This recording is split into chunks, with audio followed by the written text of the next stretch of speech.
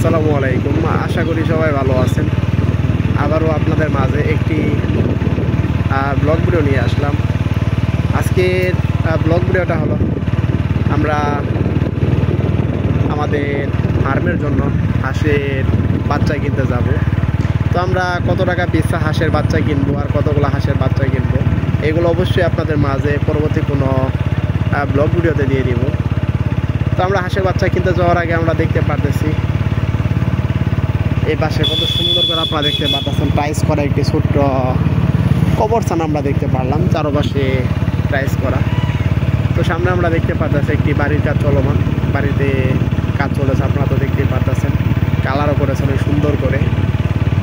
তো রাস্তার সাইডে আপনারা দেখতে পাচ্ছেন কত সুন্দর করে একটি ছাগল আর দুটি গরু তারা বেঁধে রেখেছে রাস্তার একদম সাইডেই। এই পাশে আমরা আরও দেখতে পাচ্ছি অনেক সুন্দর সুন্দর দুটি গাছ আপনারা দেখতে পাচ্ছেন। গাছের পাতাগুলো একদম হলুদ হলুদ আর সবুজ, কিছু কিছু পাতা আমরা দেখতে পারলাম। তো আমি যদি আপনাদেরকে একটু সামনের দিকে অংশটা দেখাই, সামনে আপনারা দেখতে পাচ্ছেন রাস্তার এই পাশে একটি বিশাল বড় দোকান।